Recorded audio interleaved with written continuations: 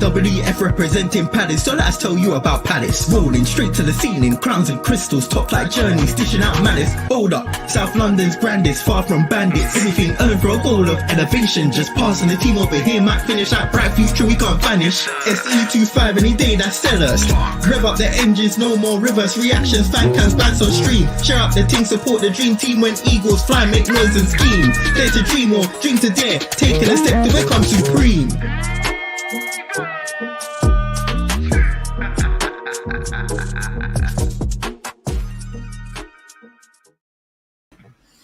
Yes, guys, welcome back to Eagle Eyed Football, and this is the match reaction for Chelsea 1, Crystal Palace 1, and I am happy. I'll say that. I am very happy with the result.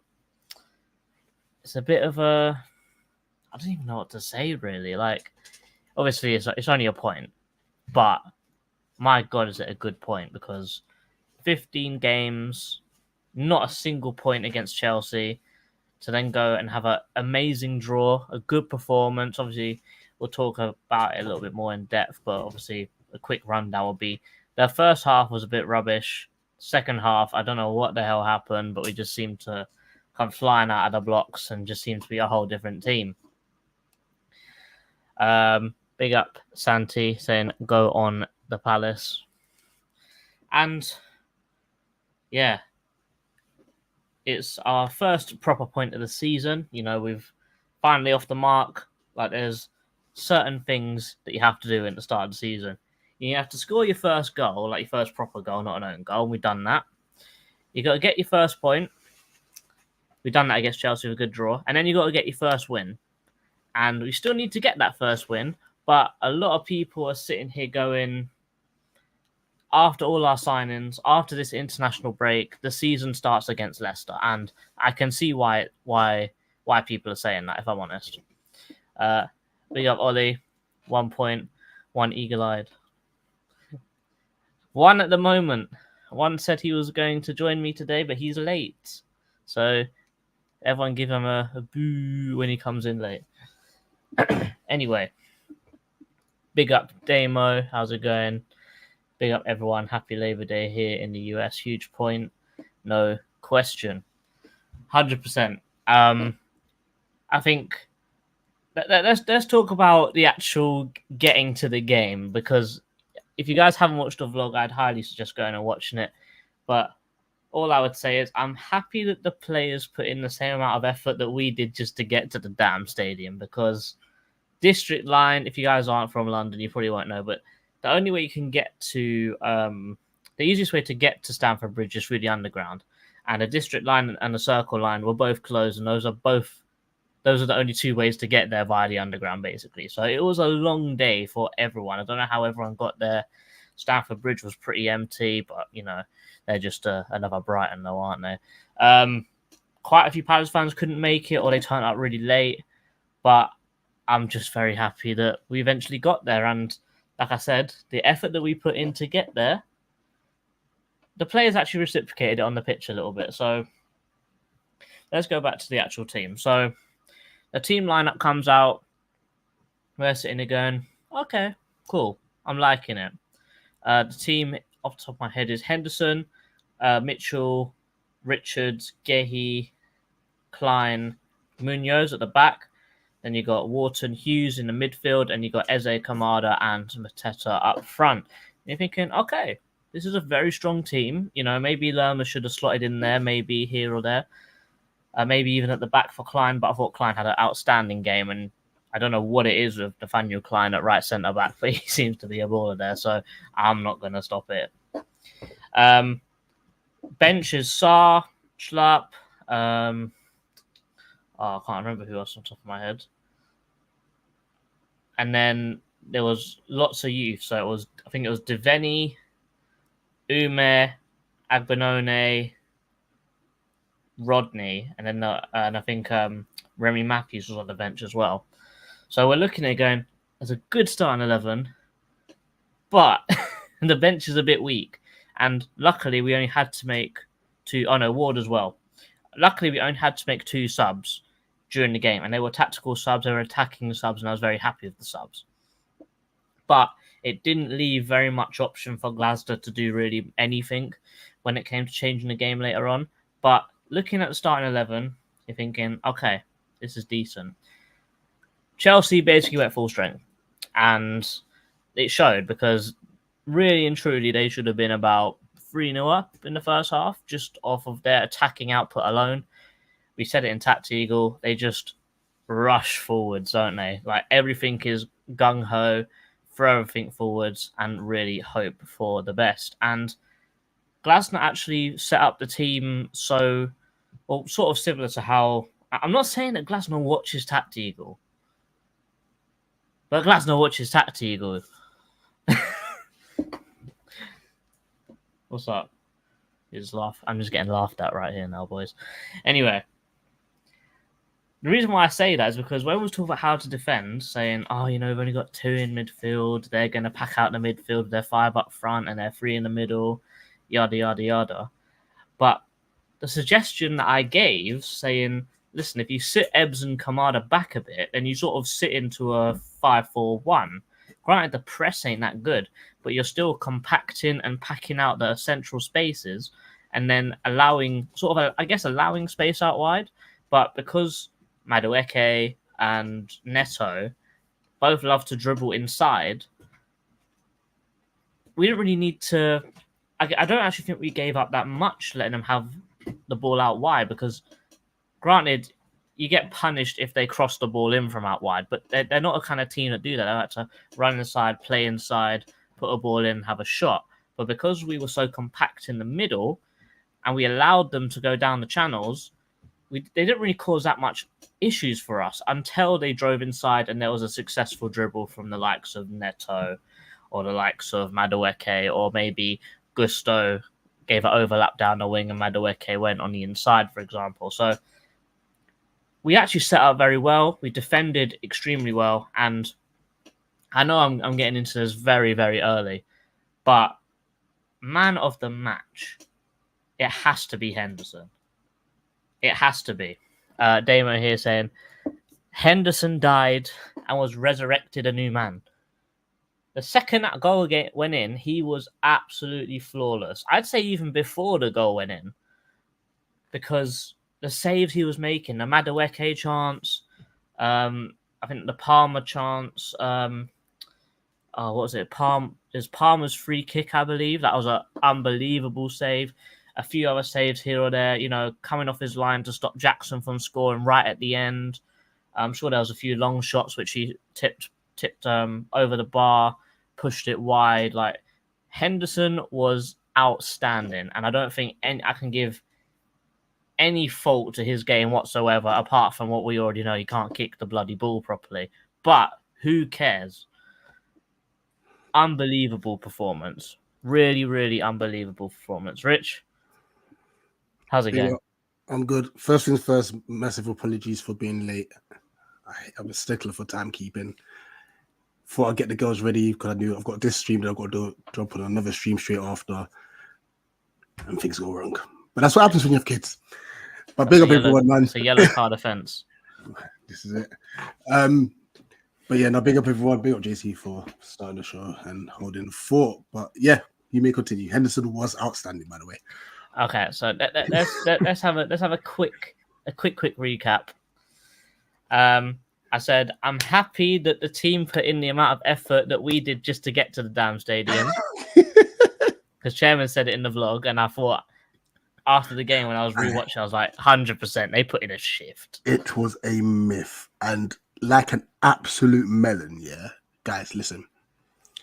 If the weather's gonna say 27 degrees, yeah, it doesn't matter how cold it is when you first leave the place. Trust me, go stand in the sun before you start getting a jacket. Oh, that's what I'll say. I had a mare. So I'll put this into context. I thought I had a mare because I bought a hoodie and my Palace shirt, and I wore jeans. I thought, okay, it's quite cold, but it'll warm up. And then I was sweating.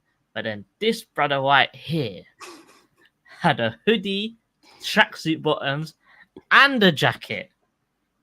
It's an L. It's an L all over. I was so Proper L. stupid. Proper L. Oh my days.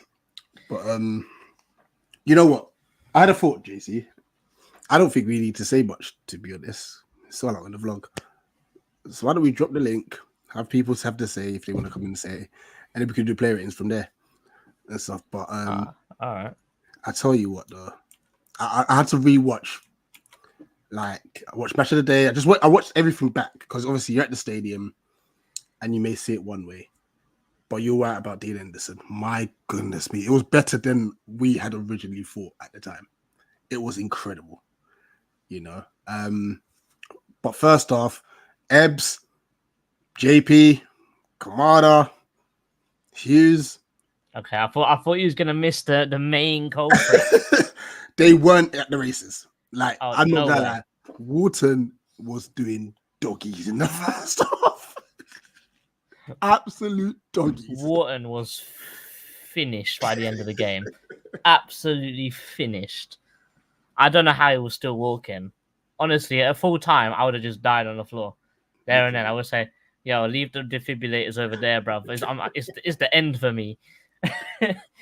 But he did a madness. I think really everyone in the defense did really well. Yeah, everyone was composed. Everyone was switched on all game. That was one thing that I made very clear in Tactic Eagle with Dan, that we can tactically do well. We can tactically set up well, and that's what Glasner did with that 5-4-1. We were good, but you have to have the element of luck. You have to have everyone being on the absolute top of their game, and luckily everyone in the defense or in the midfield today, apart from one, which we'll get onto later, was outstanding. Yeah. And especially that second half, like, incredible. I saw I don't know how true it is, but someone on Twitter, I think it was Luke that said it. Not Cena, another Luke. He does another Palace podcast. He said that apparently at halftime, Glasner showed, like, I guess, video analysis of the first half, saying, look, here's where you've gone wrong. Do this, this, and this. Right, you got that That's quick. Yeah, so apparently Glasner had videos and clips ready to go. So you know how we're seeing Glasner running in and out of his tablet? Maybe that's what he's doing. He's just clipping everything. But it must have worked because the second half was a different team completely. Yeah. But we must admit, though, one of the huge factors was the fact that look, only that we rolled a lot. Hughes should have been sent off. I'm sorry, he should have been. I was just about to speak about this, brother. But check the core, yeah. No. We're not there yet. We're still in the first half. How greedy. Will Hughes should have been sent off in the first half. Let's be real. He should have been sent off in the first half. Yeah, looking at it, and even Kamada should have had a yellow card. He had like 4 challenges. Yeah, but Will Hughes taking out Jackson when he's like running at the defenders. I'm thinking, okay, take him out there, but you still had Klein and Gay in front of him. Yeah, and you know what? Even with Madueke did him a favor because for their goal, he skips past Hughes. If he was clever, run past him again. Yeah, if he was clever, he would have brought a foul there and stuff. Granted, they scored from that attack, but it's like Hughes literally dived in and was like, "Oh no!" Because the thing is, Hughes grabbed him and was like, "Oh."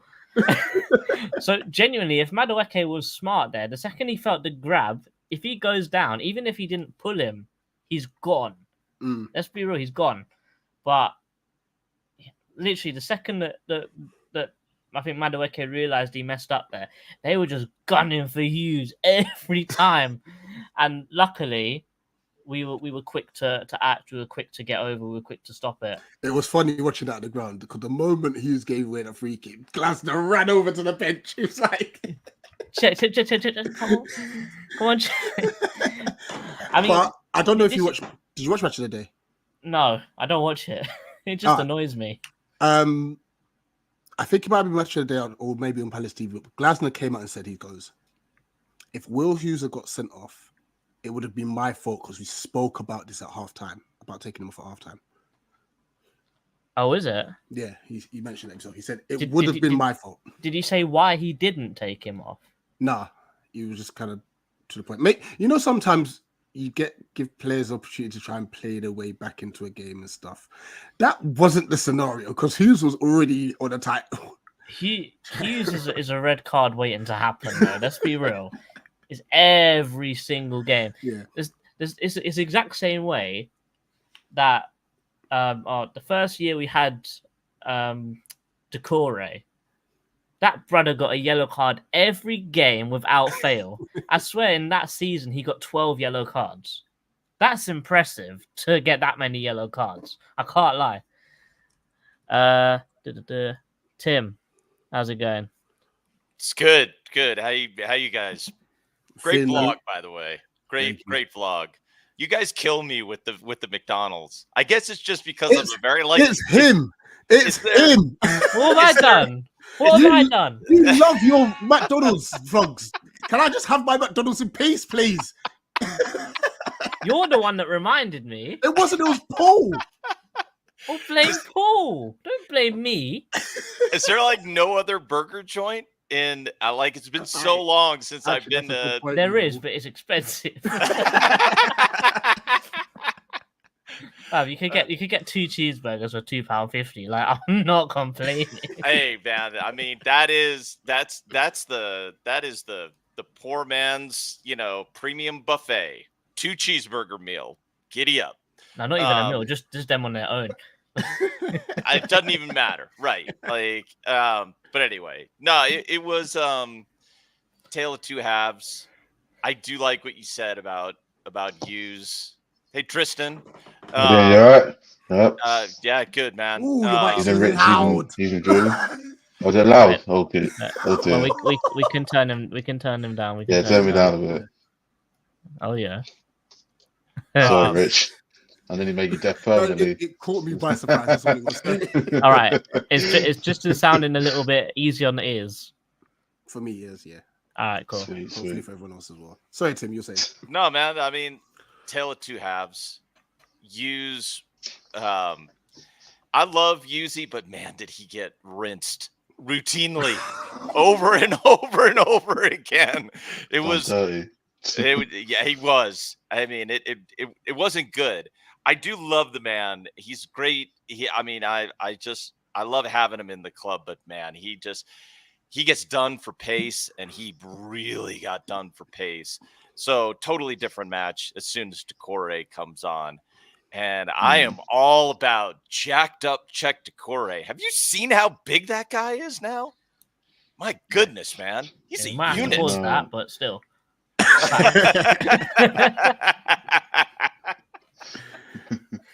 But yeah, Chetler's hench now, isn't it? You know what? He needs to go and take Daichi with him. Go and do a few reps. Yeah, Jesus he Christ. needs to pull Schluff away from the McDonald's and put him on the weights. That's like a tank in the middle for us right now. Bloody hell. Honestly. But just on Chet's performance, changed the game. Just the level of composure that we all of a sudden we had. Like, he came on and we dominated the midfield all of a sudden. Enzo and Caicedo were struggling to have the same impact they had what they did in the first half. You know? Saw that, Tristan. And the funny thing is, it was all just because we were able to keep the ball a bit better. Granted, first half we had a passage of about 5 minutes. We ended up doing that olays, you know what I mean? But there was no forward passes from that. Second half, especially when Czech came on, almost every pass was forward. Yeah, and it allowed, because we had a bit more of the ball, it allowed Munoz started bombing. That should have done that right hand side, didn't he? He's playing more like a winger rather than a right wing back. You know, and it was just so much better. And even just the 1-2s between Wharton and Czech in the middle, I can't wait till they just play for the rest. Oh my 100%. God, they were so good. They were so good. What was the biggest take from you? It's an interest. Yeah, overall, look, I was at the game, of course, sitting in the upper tier. It was very hot. It was a nice day in that. Look, before the game, I just wanted to see a good performance. It was the kind of game that I was like to myself, and I'm sure you lot would agree, disagree, or whatever. But I'm sure you lot would you were sort of like thinking like it's the kind of game that you would sort of accept losing, like I don't know, maybe 3-1, something like a 4-2. It's the kind of game that I wanted us to, just give it a go, just go for Chelsea in that. If we ended up shipping a few goals in that, but still score a couple, then shall be it in it. But yeah, the first half we were non-existent. It was a half to forget, really. Do you know what I mean? I think we had like 2 shots, one that was comfortably saved by the goalkeeper for Wharton, and an Eze shot, which actually I thought was going to go down the road to Fulham, but funny enough, it ended up going to the bottom left. Apart from that, it was all Chelsea, to be fair. They should have been about 3-4-0 up, if you want me to be honest with you. Absolutely. Second half came out. Chelsea were dominating, really. Will Hughes was a lucky so-and-so, because that was any other referee, that was any other Palace player, in my eyes, in my opinion, he's off the pitch. He did it in the second half as well, when he was already booked. And White Glasgow didn't take him off at half-time for his first foul that he committed. It's unbelievable, honestly. That was poor management overall. But he did redeem himself, didn't he, Gladstone, by bringing on Check the Career, because, oh my word, he is back to his best. Built like a brick shit house, built like a tank, controls the middle of the path for Crystal Palace and that. And he really settled us down. He really composes them. You notice as well with Check the Career, he's so direct. He doesn't do the backwards and sideways, none of that rubbish or whatnot. He's direct, straight through the middle. Yeah. And it was his effort, actually, that allowed Eze to have time and space, control on the ball, and to hit it in that top right-hand corner. What a finish, by the way. He hasn't had the best of starts, we know. I know he scored in midweek. Whether that goal's still his, I don't know, against Norwich, if you know what I mean, but it will take either way. I think it's been given to Sarr. Oh, that's been given to Sarr. Fair enough. Yeah, definitely came off him. But anyway, referring to the Eze goal and that. And sorry to cut you. And Eddie actually mentions it. If you look back at Eddie's first day. Yeah. Obviously, we now can see clearly it was on Wednesday. He was at the training ground. Yeah. Screen that's in the day, and he goes, "Chain up like Mark Gay," because obviously he said that like 3 times. Yeah, he said, "Handcuff." He's like, "Dad, hold him a bit harder." Yeah. And he actually says to Ebbs, "You know that when you go right." It's like, you know that when you go yesterday. He got violated. Oh God, I think he knew himself, to be fair, but strokes that is. But yeah, no, I mean, with that Eze goal, I mean, the composure, the power. I mean, the minute he had that time and space, I'm like, he's got to be scoring this, surely. And he took it so well, Rich, honestly. A brilliant goal. And listen, to be honest, did we deserve it at the time? Not really, but we took it either way because, I said to my mates and my dad before the match, all I want to see is at least a goal. You know what I mean? Because I don't think before then, we a single first-team player scored a Premier League goal for us this season. You can forget the League Cup or whatever. That was like a friendly match, let's be real, against Norwich City. But our only goal before the Chelsea game was the own goal at Brentford. Do you know what I mean? So it's nice to see a goal from open play, so we can play football. Do you know what I mean? And after that, like a couple of seconds afterwards, when we scored or whatnot, we were just down, pushed towards the goal. Probably should have done better in our final third and that going forward. But it was we completely turned the corner. It was complete dominance from us for like a good 15-20 minutes in the second half. To be fair, that really changed it overall. 20-25 minutes. I think we absolutely dominated the game. Yeah. Yeah, we did. I think we obviously were really up for it. Second half, and it got to a stage where we made the changes, and then we had to kind of sit back a bit towards the back end. But we deserved the point. I thought overall, if you look at the course of the game, we had chances. So did they. Chelsea maybe was slightly better, but I think we deserved the point. We didn't deserve to lose the game the way we played second half. I would have really peed off if we would have lost to Chelsea again. Because I thought they were rubbish second half. I mean, they should have had the game dead and buried in the first half. Didn't take their chances, and I was like, okay. I was like, half time, we're still in it. It's 1-0. Anything could happen, and we got an equaliser. It changed the game completely. In my opinion, I'll say to people at the end, we could have and maybe should have even won it. To be fair, but it is what it is. We take a point, and I'm happy we didn't lose, because if we would have lost that game, it would have been 3 in a row, and it just would have added more pressure and frustration amongst the Palace fan base across the media and all platforms and whatnot. Do you know what I mean? So I'm happy we can go into the international break, especially going into the Leicester match with a point against a good Chelsea side, because Chelsea, I know they were crap yesterday, but they are a good team, and the fact we went to Stamford Bridge and got a point, and we didn't lose this time. Before then, we had like 50 defeats in a row in all competitions against them. The curse is over. The curse is officially over, so I'm happy about that. But overall, good performance, and I've got a lot of hope, not just going into the Leicester game, but for the rest of this season and that as well over the next 8-7 months or whatnot. You know what I mean? 7-8 months. Just very quickly, Tim, before we go into the comments, I want to ask you about this. Our game management. Now, listen, we did draw the game. Yep. Yeah. However, I was screaming at some players to take the ball towards the corner flag. I was too. A couple minutes to go. I was too, yeah. But even with the corner in the last minute, we're whipping into the box. I'm thinking they've scored against us on the counter. Like, wait, what? But is that a good thing in the sense of like, no, look, we're going to try and win this game regardless, or should we just box a bit more clever and like keep the ball in the corner? No, we need to. I think it's a balance. Initially, I was with you. I was doing the watch along on Back of the Nest with T, and we were both like, just take the damn ball to the corner. But they did get better at that. There was, in fact, Munoz towards the end. It was not the last action. It was close to the last action. He actually started going into the corner. So it looked like he woke up a little bit. That may have been Glasner from the sideline. But I want to mention something that I'd be curious if you think I am seeing this right, because I'm not sure that I saw it right. But I'll make a reckless statement here. I think that Glasner outcoached Maresca. And I also think it wasn't all that close. And here's the reason why. I think the setup and the tactics, like you were pointing out in the vlog, were exactly right. I don't think we executed in the first half, but it was right. It was smart. It was the right way to do it. Then in the second half, I don't know what Maresca's thinking here, but it's all about we're all gas, no brake Chelsea, and we can knock these guys out. So he brings on Felix, and I think it's when he brings on Felix, he moves Enzo into the back line. And that's after we had brought on Decore. I'm like, you've given away the midfield, son. Yeah. You have I think given the it reason away. The reason behind that, Tim, what it was is Caicedo moved to right back because Gusto got injured. Okay. Oh, yeah, all right. did. So maybe he didn't have a Second choice. It was Maybe he doesn't have a choice there. Yeah. But and Reece James ain't that kid. fair. You know what? Fair enough then. Fair enough. But once that happened, Wharton has the entire run of the midfield. You may as just pack it up because we did have a chance to win the game. Once you give Wharton space like that, which he did not have, now he's got it, and Decore's running free. I thought we looked by far the most likely to get the second goal in the match as soon as that happened.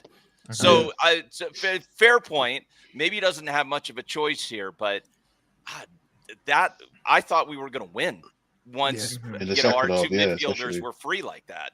Yeah, and just two quick observations before we go to comments. One, Decore on the pitch, and I think I mentioned this. I don't know if it was a preview or maybe the last match reaction, or even against Norwich. But I said that with Decore being on the pitch, Wharton can go and roam because Decore will be there. Right. Yeah. Right. You know, which makes a massive difference. Covers a lot of ground in that middle bit as well. I want to give Ismaili Sarr his props.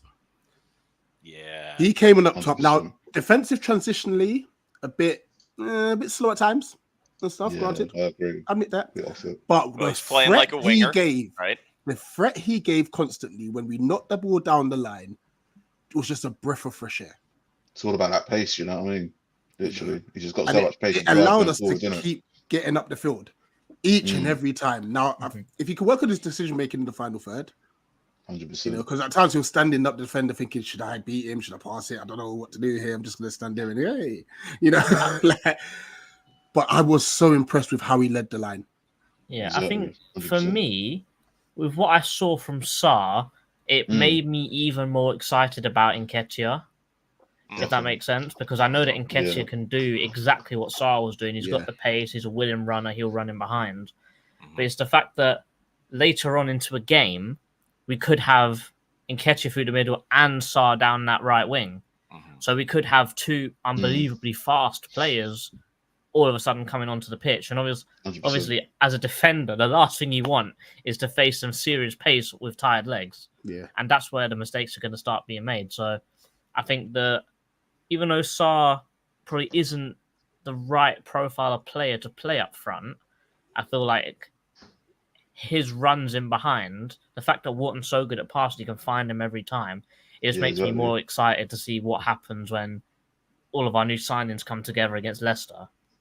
It is. Yeah, I mean, it is funny to think about. Sorry, Tristan, I'll hand it right to you. It's funny to think about one possible option. I don't think we'll use it very often, but can you imagine if you have Nketiah and Sarr as the top two strikers with Ebbs running in behind them?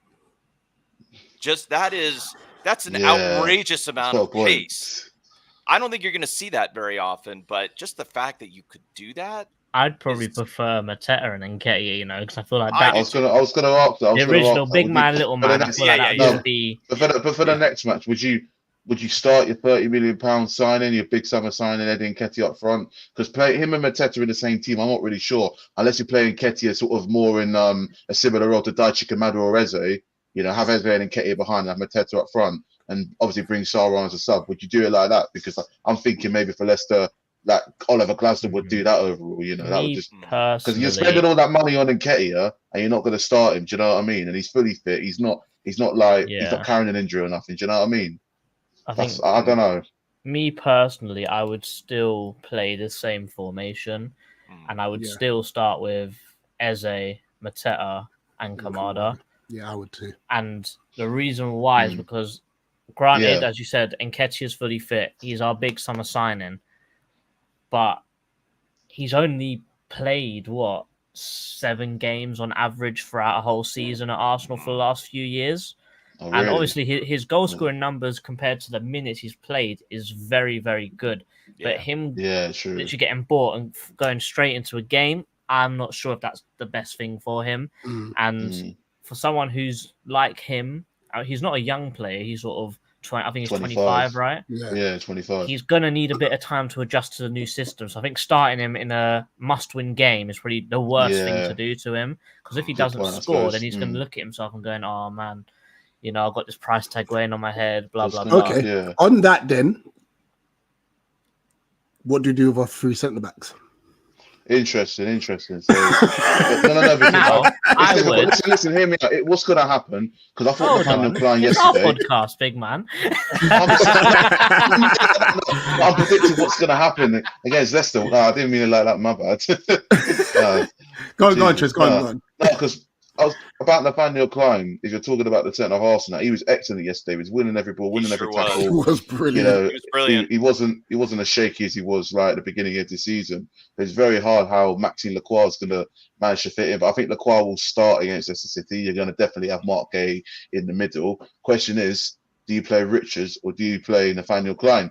Or do you play not Nathaniel, bloody hell. Do you play Trevor Chalobah with Lacroix and Gay? It's very interesting. We've got 3 options for that third spot at the back. I don't think Trevor Chalobah's going to start, but he's a very good player, in my opinion. And I agree with what you say. It's a hard one. It's a hard call, really, isn't it? Do you know what I mean? I agree with Mark in the middle, and Lacroix on the right. Because granted, Klein's been incredible. Yeah, but it'll be Lacroix is a serious centre back. Yeah. Like European level centre back, and he's played on that right side of centre back for Glasner before at Wolfsburg, so he's going to play at that right side. But I would still play Richards at that left side because Richards on the left side, I don't know what it is. He's just different gravy. But he's what better I would than he say is on the is, right. because he's on some serious form right now, and exactly. I think it's harsh to drop him in this kind of form that he's in. And also, we need to remember Richards is an injury case as well. So while he's in good form, you got to make the most of it. Yeah, true. Because we'll play him, and then when he gets injured, because we all know he will, then Chalobah comes in. Yeah. And then when Richards is back fit How again, nice then you is it start to going, have options? okay, who's We have better got in a this lot of scenario? options. We have actually got a lot of options. It's crazy. Right. Do you know what We've I mean? ignored the comments for way too long. That's my fault, by the way. I'm going to mute. Big up, Callum. They're booing Rich because he took 10 minutes. Nobody else in discussion. Hendo, man, the match I of agree the day. with this. Yeah. Buy more players. Oh man, Bit too late I for saw the new. Did you see the thing that I know Rich saw it because he showed it to me, but the people on social media saying, "Oh man, Mark Gay doing." Oh, sorry, I had to just shout at my Alexa. Dear Lord. So, yeah, I don't know what she's doing. She needs to be unplugged. Anyway, some people on social media saying, "Oh, look at Mark Gay giving away his shirt as a last gift before he goes to Newcastle." Oh Lord, Yeah. jeez. Unbelievable. Well, Dear did you Lord. see also coming in? I mean, to the point about all of those players or get Sterling back, all this stuff. Right after the match, Maresca got asked about this. Do you know Oh, that no. Nico Jackson has signed or is about to sign a new contract? He that signed will- it. He's already signed it. Yeah. 2033. To 20. What? I don't even I can't even process that. Like this, It's PSR stuff. I'm Because saying now big up they've- Jackson. they've That's all I'm stretched saying. The payments well, now. yeah, The longer the but contract, he's- Longer, yeah. But Exactly. these, the less I likely you are guess- to get fined. I guess I'm just like, this is my finance brain going like, Mm. there is a point at which Chelsea has no idea how big the anchor they are wrapping around their neck in the next 5 years. Is Jackson going anywhere? You're not going to be able to get rid of that guy. Bro, I'm here for 9 more years. You got to pay me. I ain't going anywhere. Like, they are done. They Yeah, are Jackson's- cooked. He's set for life. Oh my 100%. God. I mean, all I'm saying is Unbelievable. big up Jackson for negotiating that kind of contract. I mean, that's extreme at its finest, mate. seriously, if you got a sucker on the other side of the table, I mean, that's what they've signaled to Chelsea. We are here giving away candy. Come on in.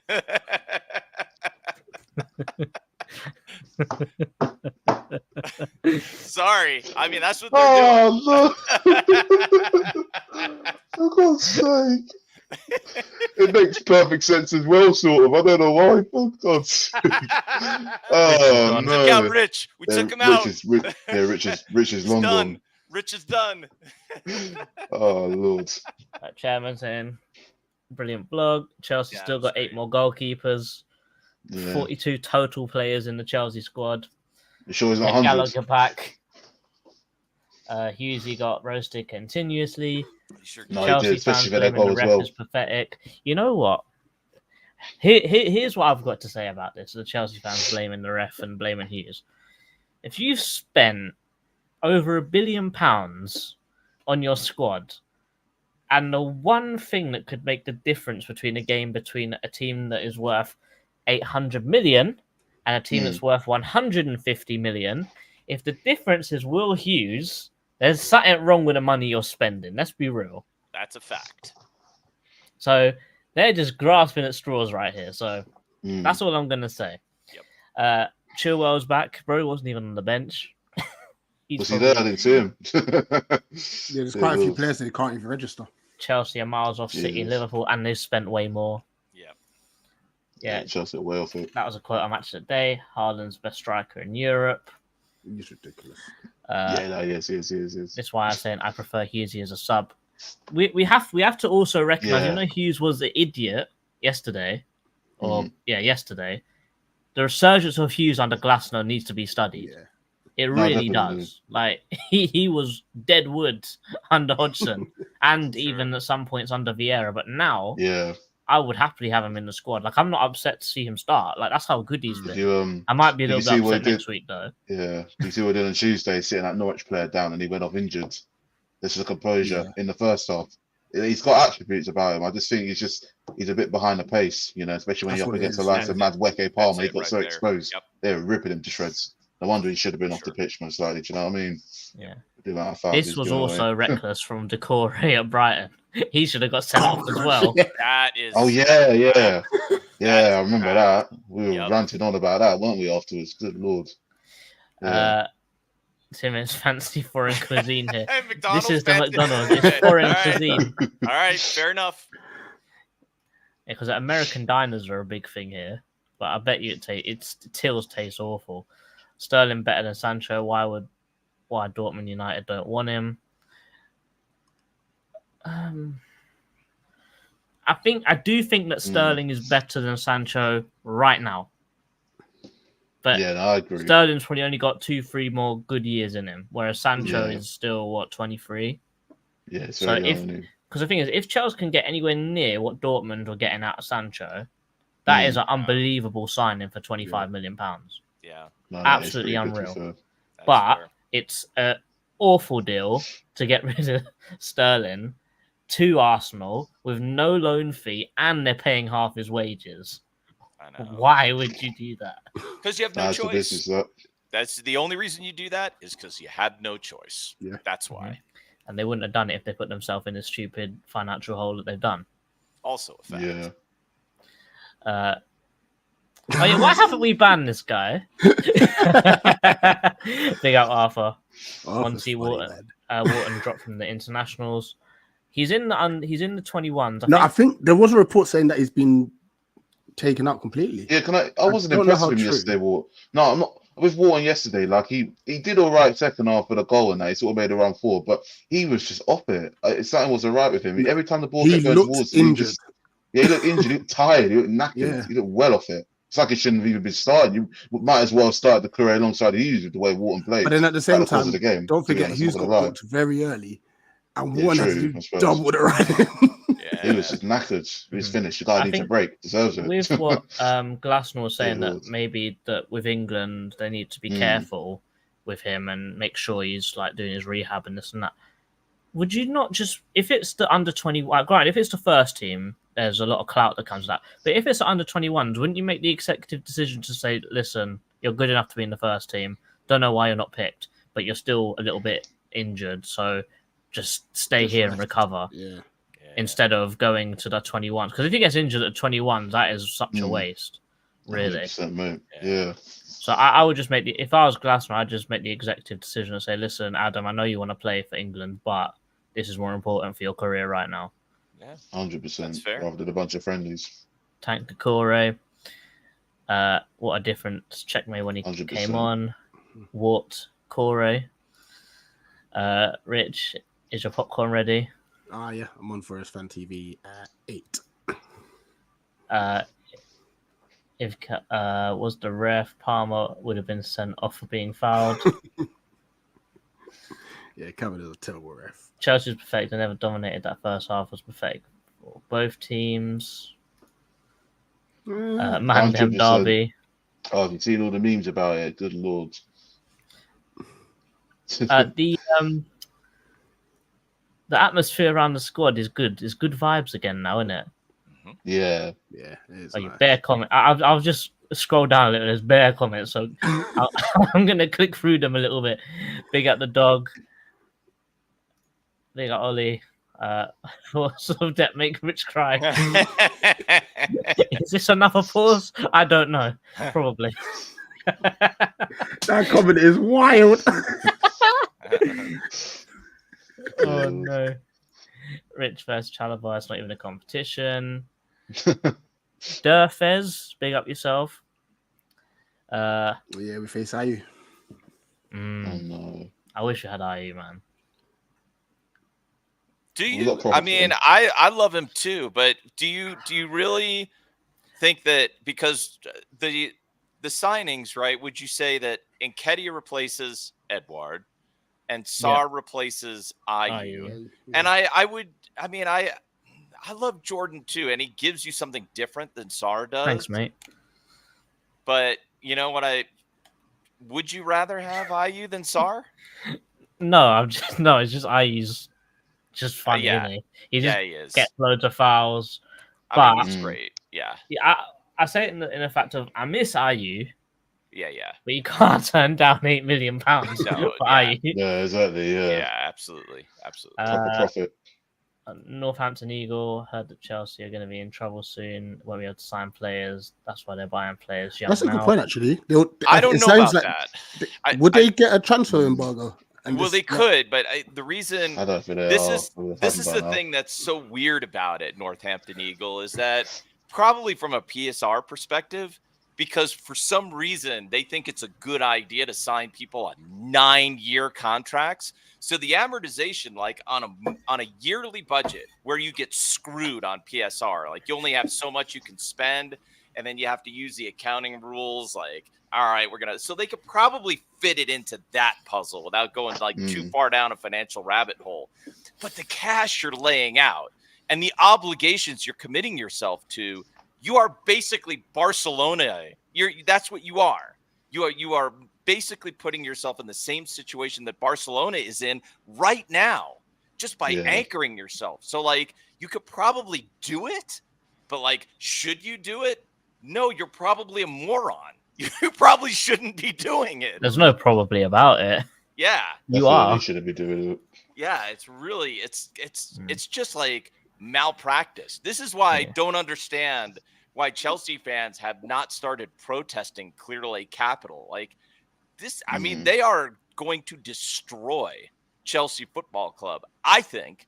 But you know what? Hey, if you want to self-immolate, it's not my issue. I'm a Palace fan. You go ahead and self-immolate. Fine. Yeah, I think Sharon was saying this in regards to when we talk about long contracts. Anderson's on 150k for the next 5 years at Fulham. That is insane, man. Crazy. I don't know how he could even think that he'd get offered that. Like, it's crazy for Fulham to offer it, but then to say, can you match it? And we'd be like, hell no. But then still get 30 million on top of it as well.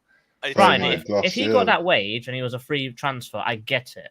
Yes. But paying for him and still paying that kind of money is crazy to me. Yeah, but that's another. This is why I don't like. I'm still backing our owners for as crazy as our situation is. Fulham is another one. You got a billionaire. You got an American billionaire owner who is being, I think, kind of reckless. Like that's the one thing we're not being right now is reckless. And I kind of like where we are.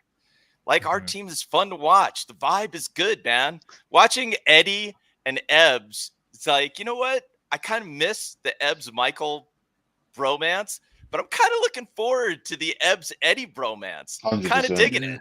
Another dynamic duo on the way at Palace. Yeah, Them two really bond well and get along with each other. You can tell behind the scenes in that as well. And you know, you could add Mark to that too. Yeah. Yeah, definitely. Yeah, for sure. And Chalobah. To England.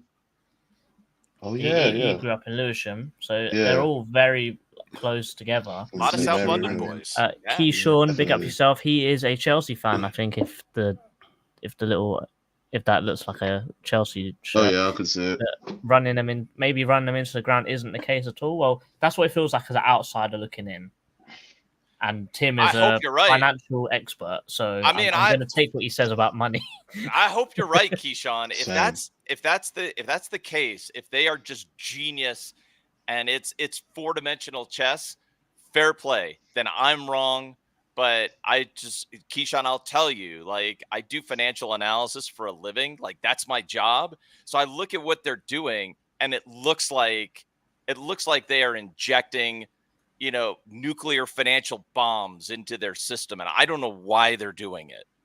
So I hope you're right. All right, let's do some player ratings. Basically we'll just go around the panel. I'll give myself the easiest one. Dean Henderson, 10. Yeah. He was so good. Rich, Impressive. I'll give you Tyreek Mitchell.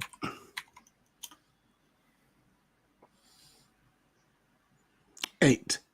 I had to think about it. He first half he found it difficult, but second half he was a lot better. So 8. And I do think the other 4 at the back were better, slightly. Tristan, Chris Richards.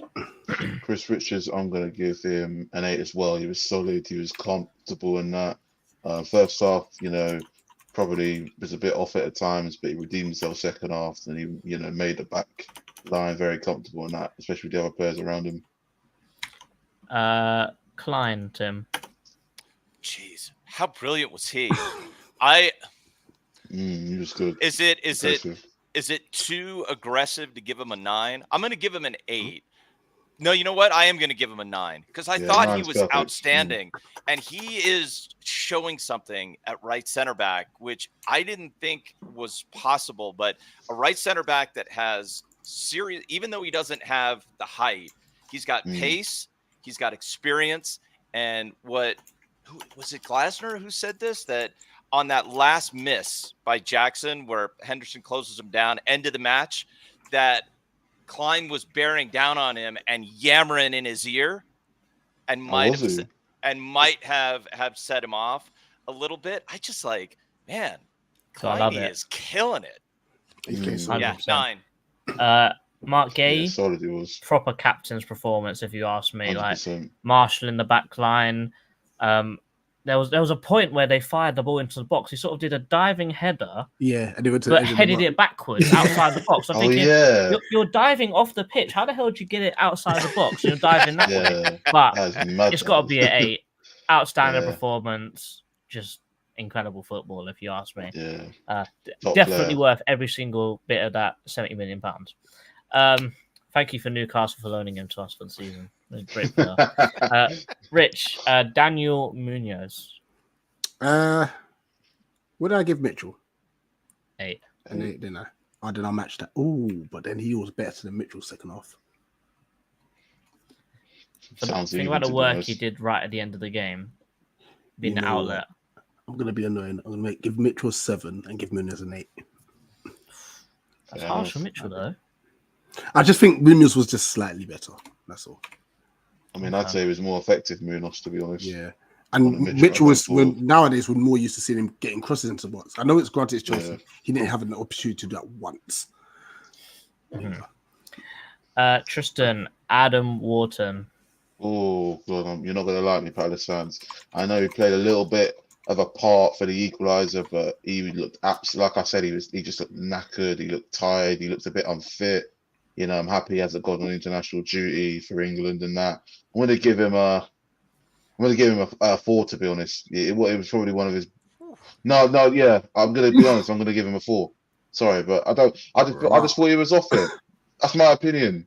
You know, you can love it, you can hate it. I just don't think he was on his game. I know, like I said, I know he drove a bit forwards for the equaliser, but he wasn't there. I just think he should have been taken off maybe a little earlier in that as well. I can't remember if did he play the whole game? I can't really remember, to be honest. Yeah, he had to because Hugh had to come off. Yeah, he just looked knackered. You know what I mean? That's not really his fault because, you know, I reckon if Glasser knew that he was unfit and he looked a bit tired, then maybe he should have benched him and brought him on maybe half through the second half. I don't think he had his best game personally because I was really watching him throughout that second half, and yeah, he just wasn't there with it, to be fair, at times. You know, so yeah, the 4. I'm just gonna give a 4, to be honest. Okay. I will balance that out as a 7. I'll be honest. I was gonna say he just wasn't up for it. He just wasn't there with it yesterday. Okay, we'll put a 4. Let's give it a 5. Let's give it a 5. I'll give him a 5. No, we'll put a 4. I'll be generous a little bit then. We'll put a 4, and then what we'll do is we'll ask the chat. We'll put a 4, and we'll ask the chat afterwards. I know I'm gonna get slated, but I was just watching him, and he wasn't there with it at all, in my opinion. I know he could do better, but obviously he wasn't fully fit. So you know, just the way it goes sometimes. Tim, Will Hughes. I was gonna say, Tristan put me in a box there, man. If you're going Hughes at a 4, he's nowhere. I mean, Hughes was nowhere near. I would have given Will Hughes a 2. I would have given him a 2. If Wharton gets a 4, Hughes gets a 1. No? I mean, wow. I mean, Wharton was worse than. So Hughes was worse than Wharton. Do you know what I mean? So yeah, I'll give Hughes a 2 if it was me. But I was thinking for Hughes because he got rinsed so many times, but I like, you know, he always gives a shift. It's not. No, I never question his heart, his intensity, or his effort, but his pace is not up to standard in games like this. He cannot be that guy who starts in a game where pace is the main threat we are facing. So, yeah, it's got to be a 4 for me. Yeah. Eze, I'm going to give him a 6 because, granted, the goal was great. Second half, he was great. It's just the first half. It's just that first half. He was just on his heels. Slow. He wasn't coming short. He wasn't linking up the play. He was just standing around on the ball. Too slow. I can't get. I'm literally giving him a 6 because he scored a great goal, really, and he was good in the second half. If he did that second half performance in the first half, he's probably getting an 8. But the first half was just so bad, I can't give him anything more than a 6. Rich, JP. Poor. And it wasn't his fault because we were poor. Starved. Yeah, he was starved. However, the moments the ball did come towards him's direction, he didn't hold up the ball well at all. Like, Fofana and Cole, they pocketed him. You know, and even with the goal we conceded, Mark's done a good run. I would say, Mark, make sure there's enough cover behind you before you do that the next time.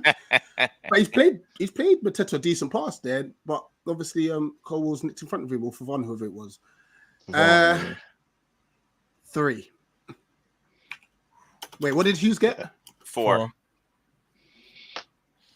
Yeah, 3. Yeah, Hughes tried.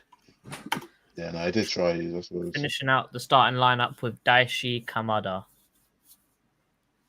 Oh, it's just you want me to give him the rating? I literally said your name. Oh, so I didn't hear. No, I generally didn't hear. My connection's a bit behind. Kamada.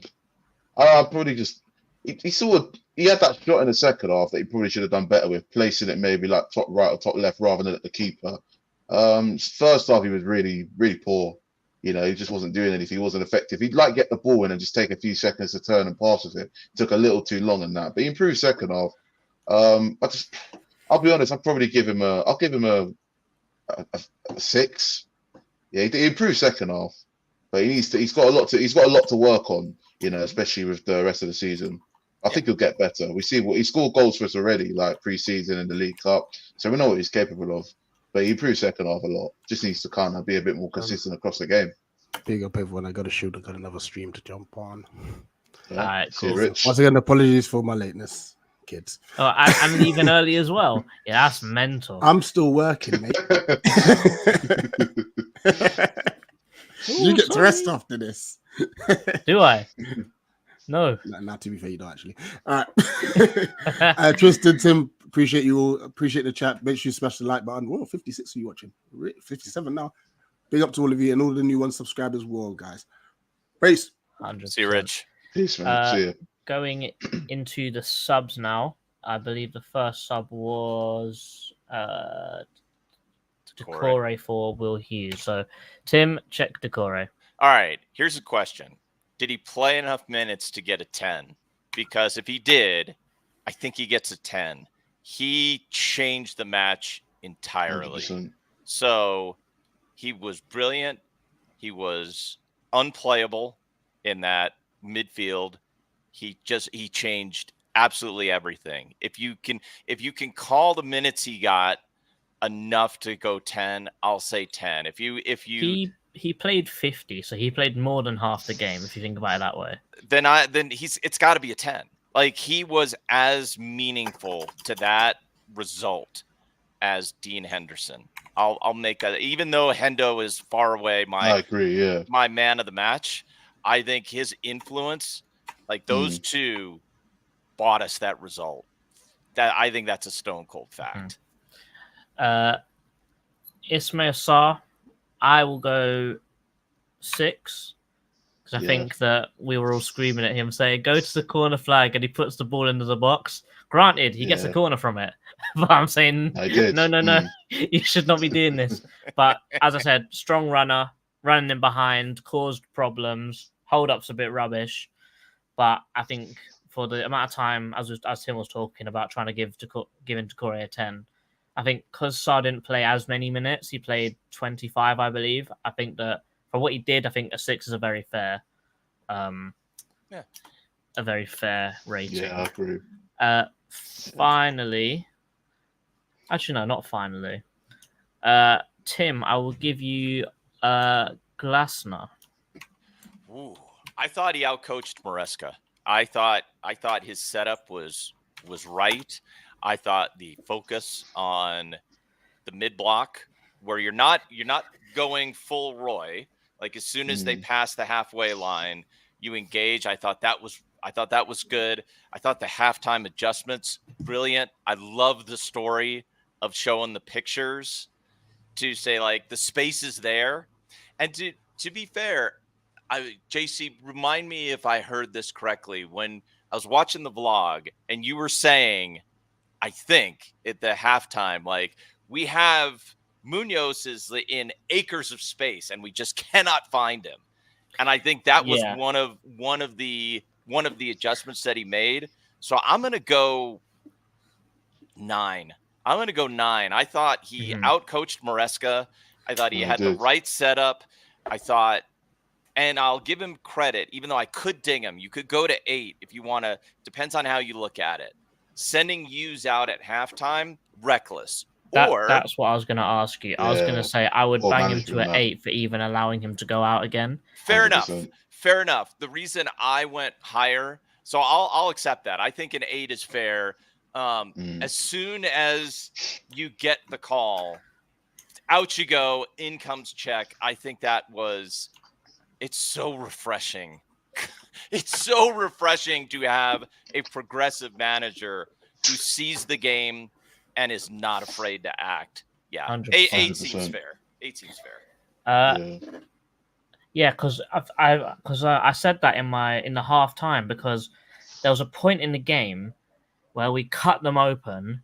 Yeah, Ebbs was on the ball. Kamada made a run inside, and then Munoz was literally like standing wide open spot on his own. Yeah, but Ebbs tried to lift the ball over Caldwell and try and go short when he should have just made an easy pass, and Munoz would have had it easy, a free shot on goal, let's say.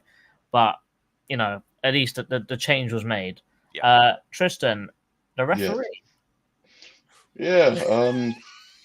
He's got to get a 10 for not sending Hughes off, right? Yeah, I thought the ref, had a fairly good game, to be fair. I mean, like you said, I'm surprised he never sent Will Hughes off. He was quite lenient at times, but he was, consistent, dashing out yellow cards and that. Not a lot, but when there was a bit of a reckless challenge or a poor tackle, just give a yellow card, whether it's a Palace player or Chelsea player. So I'll give him an 8. Yeah, I thought he did pretty well. He managed the game well. I didn't sort of like what he did at the end, because Chelsea, we had a chance to literally. This is the last second. We had the corner that we were about to take, and then he blew. I wish we would have allowed that. Yeah, he sort of was looking around and just checking on his monitor, and I thought he was going to give a penalty, or I thought he was going to give something in it because someone got fouled in the box. And then I was like, is he going to blow and let us take the corner to try and win it? And then he blew for full time. But I mean, the game was up then, so he wasn't really kind of doing anything wrong. But yeah, it's what it is. We'll take the point, and I thought the ref did decent overall. Yeah. Finally, I did the fans. I said Chelsea fans get a 0 because I didn't hear them once, and I think the Palace fans get a 10 because I think that was one of the best away atmospheres that we've had in a very, very long time. Nice. Tristan, Without the HF as well. Yeah, the HF one there, we still rocked it. You know what I mean? So it's a superb atmosphere. The best atmosphere at Chelsea that I've been to sort of see from the Palace fans in the away end and that. So it's brilliant. Yeah, loved it. Loved the remote of it. Yeah, personally, that's not the best atmosphere I've seen at Chelsea. The best atmosphere I've ever seen at Chelsea was when we beat them 2-1 when Benteke lifted all over court. I saw it was pandemonium in the away end then. Yeah. All limbs. I just quickly on that. Did you see, either of you, that Maresca it was in a Chelsea blog that before their first goal, he's having to, kind of get them going to try to push the team. And he's had multiple commenting on the atmosphere at Stamford Bridge. He's not he's not a fan. He's not a fan of the atmosphere. Just like Mourinho. Exactly. Yeah. Mourinho's right. Yeah. Exactly. Your fans up. This show. Oh, it will keep it PG. Well, you know what it is now. Yeah. Let's go. So the player ratings and everything is scrolling along the bottom. So put in the chat if you agree with them, if you disagree with them. Let's find a few more. A few more comments here. Keyshawn saying, I do believe they are naive with some of our signings. That's just as dangerous, Keyshawn.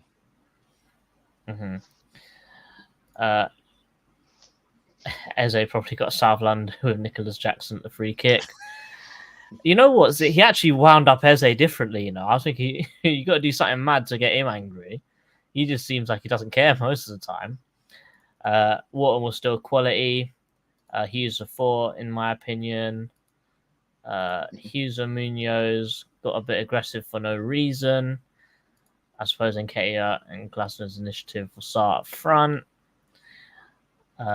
Tristan's gone into Roy Keane mode. I love that 5 minutes ago, yeah. I love that comment. Did you see Roy Keane look like he wanted to kill Sturridge when they were doing the interview the other day, innit? That was hilarious. I haven't seen that. Why has Oliver not played check at the start? I think it's because he's just come back from a horrible injury and Yeah. you're trying to bed him into the Yeah, squad. definitely. But after that performance, it wouldn't surprise me if he starts against Leicester. Yeah, I agree. A 10 for the ref because Chelsea fans hate his guts. I agree. I'm seeing for Vish always a muffin. Cool. Are there any final thoughts we want to say about this game? Not really. Just overall good performance, second half. Really picked up, really improved. And yeah, a lot of promise for the rest of the season. Definitely. Do you guys agree that maybe with the new signings coming in that our season really starts against Leicester in 2 weeks? Oh, 100%. Yeah, well, it's got to. We've got no choice. We've got to win that. Anything but a win's a failure. That's a must-win game. Because the games after that are a lot harder. Away home to Man United, away at Everton. You know what it's like as good as a park for us. So this Leicester City team, they're not in the best of form. So we, just got to go for it, and we'll definitely beat them. If we play like we did on the back of the last season, which I'm sure we will, these new signings in our team, yeah, we'll definitely beat Leicester City. Across a full match in 90 minutes. I mean, I feel very good about us targeting wins for a lot of matches. I'm less concerned about whether we win it or not. I feel strongly that we have just as good a chance of beating Man United on our home ground. Oh, than we do 100%. Well, we did it last year. I feel like we Yeah. can do it again. They signed a bunch of Definitely. players, and they got absolutely destroyed by Liverpool yesterday. I think so. And just a note to I posted this, a lot of whining here in the States on ESPN sites and from Chelsea fans, and I said, hey, look, just so you're aware, the Palace team that you faced yesterday, that is just think about this for a second. That's the worst Palace team you're going to see this year. The one that you saw yesterday, that's the worst one you're going to see this year. It's only going to get better. It's only going to get stronger. So, yeah, I feel pretty good about it, JC. Last question to you here, Tim. Matt Turner, fellow American. Here's what you have to know about Matt Turner. If you try to play him like Ederson and you ask him to do anything with his feet whatsoever, you are begging for a nightmare. But if you are looking at him as a solid number 2 shot stopper, including on penalties, he's going to do just fine. He is a big upgrade over Remy Matthews in that sense. He's an excellent shot stopper. If you try to make him into a progressive goalkeeper who's going to be doing all kinds of brilliant distribution and he's going to be magnificent with his feet, you are begging for trouble. If all you're asking is for shot stopping, he is very good at that. And I hope that other Palace fans can share that clip around, because I agree. I think that he's probably the best second choice keeper you could probably get on loan at last minute, really. But Tim, as always, thank you very much for joining us in this video. Tristan, please shout yourself out, mate, where they can find you, where they can watch your vlogs. Yep, so at the bottom left of your screen, my people, check out my channel, CPFC Vlogs and that. And yeah, I did the Chelsea game yesterday. I've done all the matches this season, even the pre-season match in that as well. Make sure to like, share, and subscribe and that too. We're on the road to 4K subs. And yeah, it's going to be a wicked season watching Palace. Can't wait for more journeys and adventures and madness in the away end and in homes that went to take place. And that's a really looking forward to it. And up the Palace as always. Cool. Guys, thank you very much for watching. Like, share, and subscribe. And as always, up the Palace. Up the Palace. Eagles!